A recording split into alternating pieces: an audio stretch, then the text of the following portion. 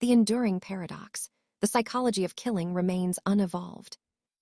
This article argues that independent of the vast stretches of human history and the revolutionary advancements in killing machinery, the fundamental psychology of killing within the human mind has not fundamentally evolved. Instead, the psychological mechanisms that enable humans to take another's life remain remarkably consistent, albeit profoundly amplified and perverted by modern technology.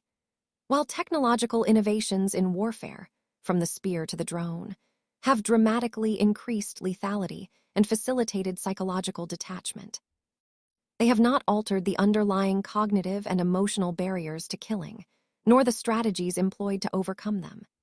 This paper posits that the increasing ease with which these barriers can be circumvented, coupled with the potential for unprecedented scale and depersonalization, suggests that the psychology of killing has, in a crucial sense, worsened, posing significant ethical and societal challenges.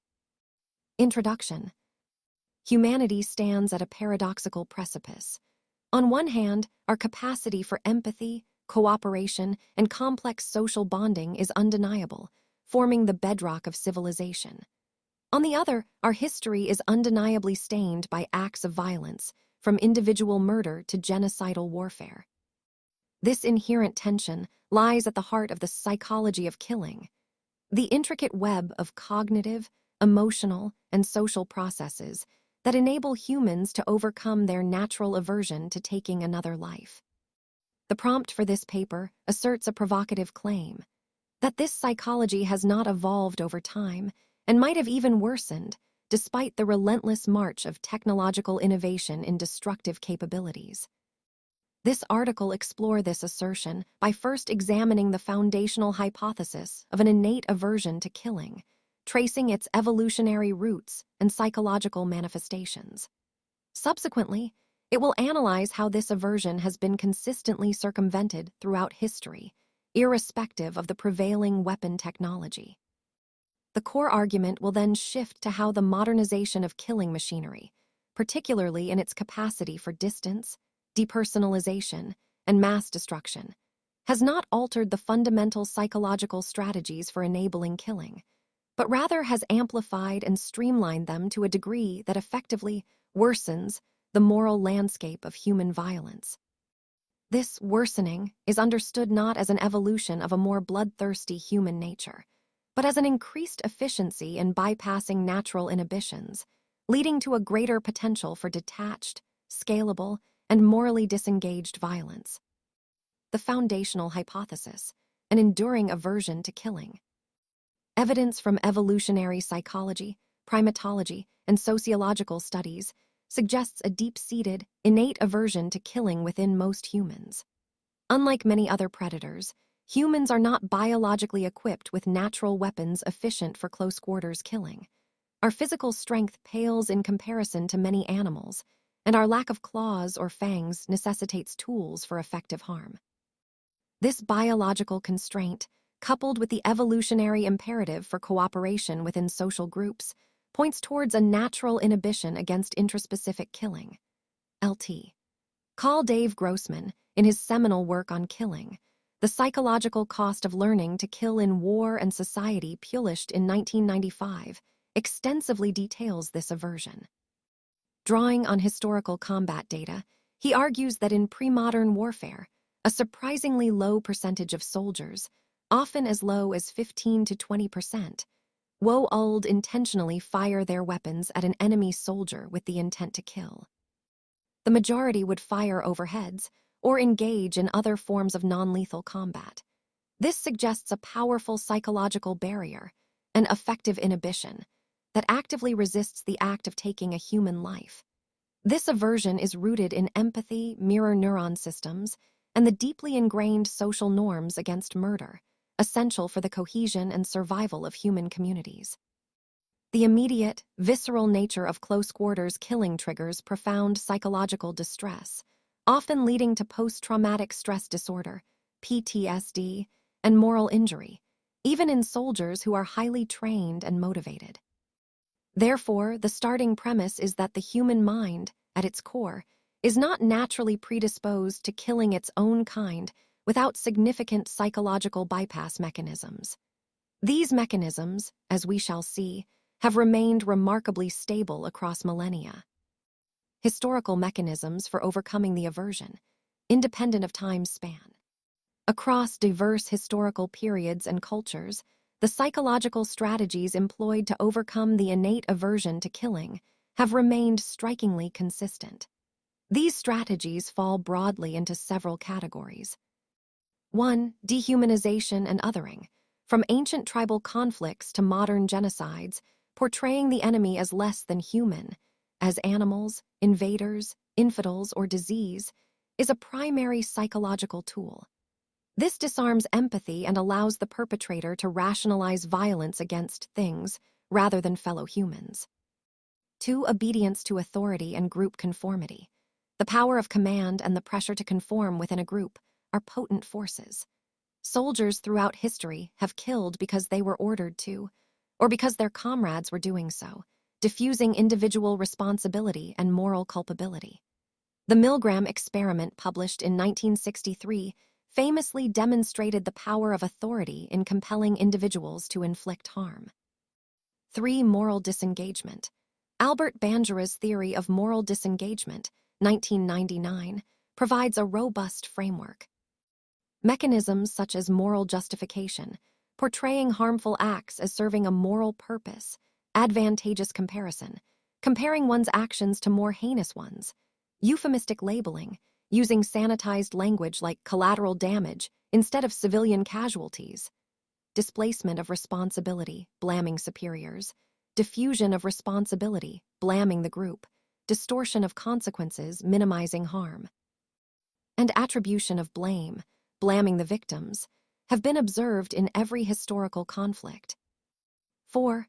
Training and desensitization. From gladiatorial schools to modern military boot camps, systematic training aims to condition individuals to suppress their natural inhibitions. Repetitive drills, exposure to violence, even simulated, and the creation of a distinct warrior identity all contribute to desensitization. Historically, this involved direct physical conditioning and exposure to the brutality of combat. In modern times, it involves more sophisticated psychological conditioning. 5. Distance and abstraction. Even in pre-modern warfare, tools like bows and arrows or catapults offered a degree of distance from the immediate, visceral act of killing. This physical separation provides a rudimentary form of psychological buffer, making the act less personal and less emotionally taxing.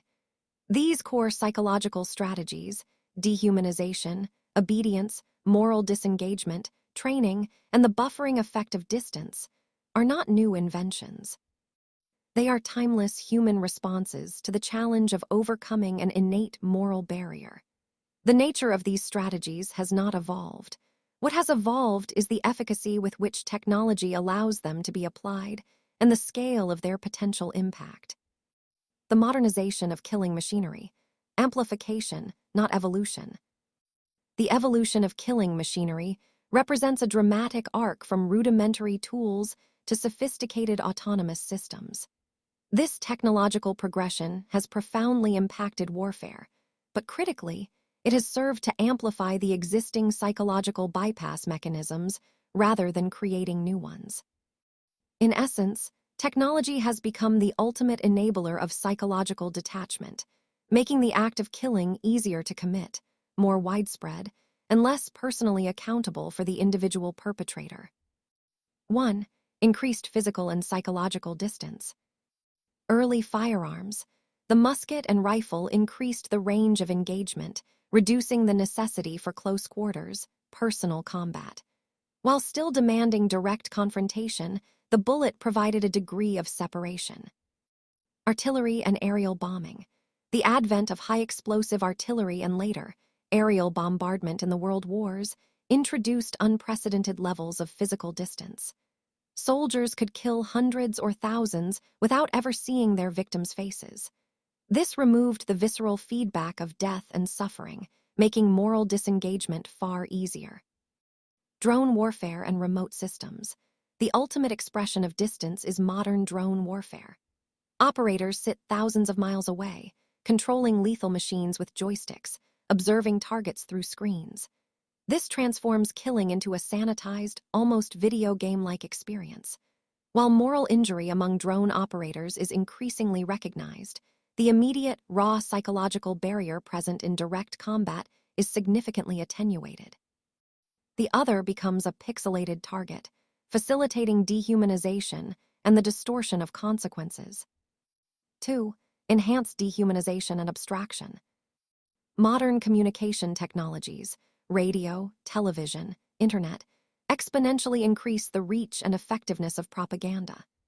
Governments and military organizations can more efficiently and continuously broadcast dehumanizing narratives, abstracting the enemy into statistical targets, ideological threats, or mere collateral damage. The anonymity afforded by large-scale technological warfare makes it easier to view the enemy as a collective entity rather than individual human beings. 3. Streamlined moral disengagement. Technological complexity inherently creates longer, more distributed chains of command and responsibility. In drone warfare, for example, the act of killing is fractured across intelligence analysts, targets, sensor operators, pilot, and commanders. This provides fertile ground for the diffusion of responsibility and displacement of responsibility. No single individual feels fully accountable for the ultimate outcome, as their role is perceived as a small cog in a vast machine. Euphemistic labeling thrives in this environment. Kinetic strikes, neutralizing threats, surgical operations all serve to obscure the violent reality of taking human lives. 4. Sophisticated training and desensitization.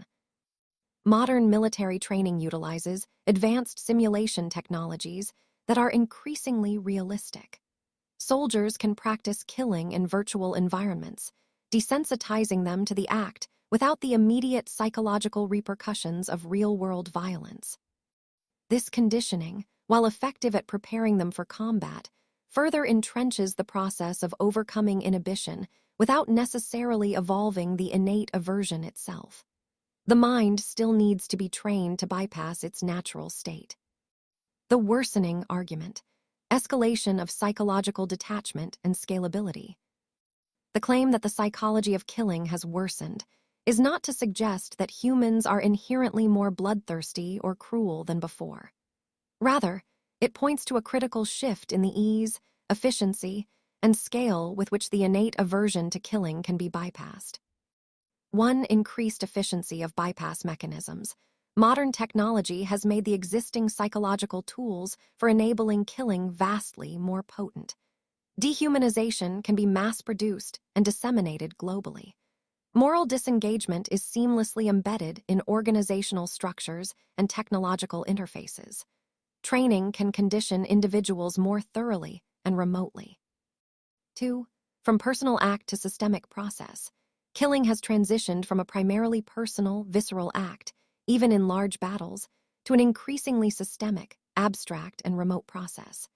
This fundamental shift reduces the immediate moral friction for the individual perpetrator, even if the overall psychological toll on a military force can manifest as trauma and moral injury.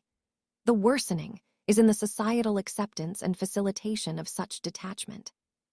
3. Potential for unprecedented scale. The most concerning aspect of this worsening is the potential for mass killing without immediate human psychological cost. Autonomous weapons systems, AWS, governed by artificial intelligence, represent the logical extreme of this trend. If a machine can be programmed to kill without human intervention, the psychological barriers that historically constrained violence are entirely removed from the immediate act. While policy and ethics would still govern their deployment, the act of killing itself would be divorced from human psychology. This makes the potential for widespread, detached killing almost limitless. 4. Moral injury in a new guise. While the initial aversion to killing might be more easily bypassed, the human mind is not immune to the consequences. The worsening can also be seen in the unique forms of psychological distress emerging from modern warfare, such as the specific types of moral injury experienced by drone operators who witness the aftermath of their actions remotely, or the trauma of soldiers who feel complicit in actions made possible by dehumanizing technology. The psychological cost hasn't disappeared, it has simply mutated. In essence, the human mind's struggle with the act of killing remains constant. It still requires significant psychological work to overcome the inherent aversion.